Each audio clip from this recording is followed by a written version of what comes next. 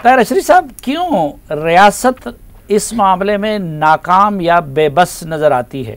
गुजारिश ये है साफी साहब कि ये आप भी जानते हैं, पूरा पाकिस्तान जानता है, मैं भी जानता हूँ कि ये मर्ज़ तो आज का नहीं है। इस मर्ज़ को 79 से ये शुरू हुआ है और उसमें हम सारे शरीक हैं। अगर मैं आज कहूँ कि सिर्फ एक जो है हिस्सा है रियासत का या हुकूमत का या सोसाइटी का और दूसरे बड़े नेक हैं, दूसरा बहुत है, हम सब इसमें शामिल हैं। जिसको जहाँ मौका मिला उसने इस आग से, इस वहशत और दहशत से उसने अपना अपना हिस्सा लिया है। आपने सबका बताया ये खाली को मजहबी मामला नहीं है। जब वकील लाहौर में खड़े होके डॉक्टरों को मारते हैं, जब अदालतों में खड़े होकर जजों को मारा जाता है, जब पुलिस अफसर अपने ज़ाती इंतकाम के लिए लोगों पे जो है कत्ल डाल देते हैं, लोगों को मुलव्वस, ये पूरा मिन मजमूई एतबार से हमने सब ने मिल के इस खाई में गिरे हैं। अब इससे निकलने का जो रास्ता है वो ये है कि रियासत खड़ी हो और कौम उसके साथ खड़ी हो, जैसे दहशत गर्दी की जंग में हम खड़े हुए थे।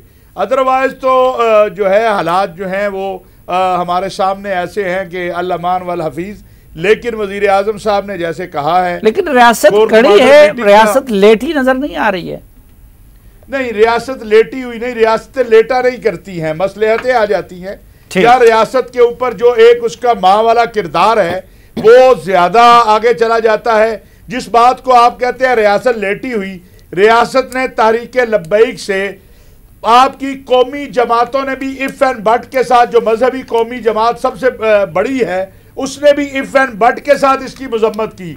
लेकिन तहरीक लब्बैक ने पाकिस्तान उलमा कौंसिल के बाद फ्रंट पे आके इसकी सिर्फ मजम्मत नहीं, कहा कि इनको फांसी दो।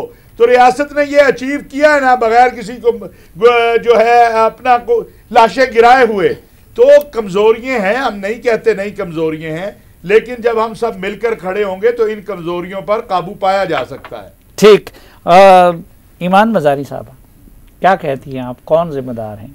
इसके दो पहलू हैं। एक इसका सियासी पहलू है जो हम देखते हैं ज़ियाद से चलता आ रहा है, और तहरीक लब्बैक को किसने बनाया था। जब हम ये सवाल पूछते हैं तो फैज़ाबाद धरना की जो जजमेंट है वो याद आती है, जिसमें वाज़े तौर पर 2 मेंबर बेंच था। उनने ये सवाल पूछे थे कि तहरीक लब्बैक की फ़ंडिंग कहाँ से आ रही है, उनके जो इनकम टैक्स हैं वो उस पर क्या मालूमात है, जो उनके बैंक अकाउंट्स हैं उस पर क्या मालूमात है। दूसरा इसका जो पहलू है वो माशी है, और इधर रियासत मुलव्वस इस हद तक है कि रियासतें जो लोग माशी महरूमियत का शिकार हैं उनके लिए इस रियासत ने कुछ नहीं किया। चाहे उनकी सेहत की बात हो, तालीम की बात हो, रोज़गारी की बात हो। तो जब इतनी इकोनॉमिक डिप्रिवेशन होती है तो सबसे बड़ा किरदार है, तो वो इस चीज़ को एक्सप्लॉइट करती हैं।